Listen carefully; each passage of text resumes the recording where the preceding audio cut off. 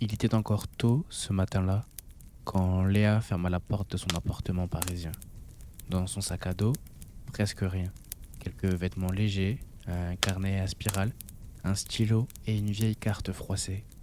Pas de valise, pas de lourds bagages, juste l'essentiel, comme pour se donner la possibilité de se laisser surprendre.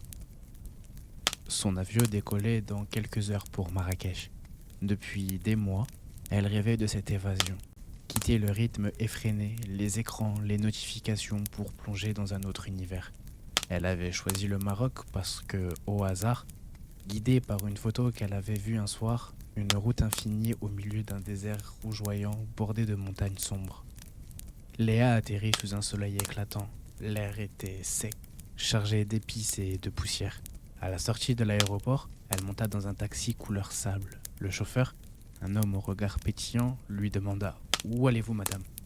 Elle hésita, puis sortit de son sac la carte pliée. Elle montra du doigt une petite ville au sud, aux portes du désert, Ouarzazate. Le trajet dura des heures, mais Léa ne vit pas le temps passer. La route serpentait entre des vallées ocres, des villages accrochés aux collines, des cache-bas aux murs de terre qui semblaient surgir du passé. Le chauffeur, qu'elle apprit à connaître, s'appelait Youssef. Il lui raconta son enfance, ses voyages à dos de dromadaire, les fêtes de son village. Ses mots dessinaient un tableau vivant. Arrivée à Ouarzazate, Léa choisit une petite auberge simple. Le soir, sur la terrasse, elle entendit le chant du vent dans les palmiers. Les étoiles s'allumaient une à une, si nombreuses qu'elle en eut le souffle coupé. Jamais elle n'avait vu le ciel aussi vaste. Le lendemain, elle décida d'aller plus loin, là où la route se perd, vers les dunes. Youssef lui présenta un ami guide, Ahmed, qui proposait de l'accompagner dans le désert pour 3 jours. Ils préparèrent 2 dromadaires, de l'eau, des dattes et quelques couvertures. La marche débuta vers le lever du soleil.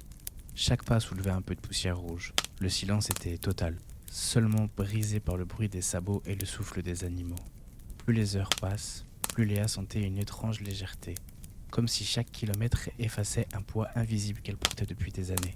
Le premier soir, ils installèrent le campement près d'une géante. Le sable, encore chaud, glissait entre ses doigts. Ahmed prépara un thé à la menthe sur un petit réchaud, pendant que le soleil disparaissait dans un feu de couleurs, orange, rose, violet. Léa s'assit et regarda l'horizon. Elle se dit que ce spectacle voyait tous les voyages du monde. La nuit fut fraîche, mais magique. Allongée sur une couverture, Léa regardait les étoiles. Ahmed lui montrait ses constellations, Orion, Cassiopée, la Grande Ourse. Elle nota tout dans son carnet, comme pour capturer l'instant. Le deuxième jour, ils s'enfoncèrent plus profondément dans les déserts. Le paysage changeait sans cesse. Une dune mouvante, plateau rocailleux, oasis soudaine où l'eau brillait comme dans un mirage. Ils croisèrent un groupe de nomades où les hommes portaient des turbans bleus, les femmes des bijoux argentés qui cliquaient au rythme de leurs pas. Ils échangèrent un sourire, quelques dates, puis disparurent comme des fantômes dans l'immensité. Le soir, Ahmed raconta des légendes berbères autour du feu, des histoires de djinns cachés dans les grottes, de caravanes disparues, de voyageurs qui avaient trouvé dans le désert bien plus que ce qu'ils cherchaient. Léa écoutait, fascinée. Elle sentait que quelque part ce désert lui parlait aussi. Le troisième jour, le retour fut plus silencieux. Léa marchait sans mot dire, absorbée par une émotion étrange. Elle savait qu'elle n'était plus la même qu'à son arrivée. Le désert avait inscrit quelque chose en elle. Une patience, une force, une paix intérieure. Quand elle remonta dans l'avion pour rentrer en France, son sac n'était pas plus lourd qu'à l'aller. Mais dans son carnet, les pages étaient pleines de mots, de croquis maladroits et de pensées. Et dans son cœur, une certitude. Ce voyage n'était que le premier d'une longue série. Parce que parfois, l'évasion ne consiste pas seulement à quitter un lieu, mais à se retrouver soi-même au bout du chemin.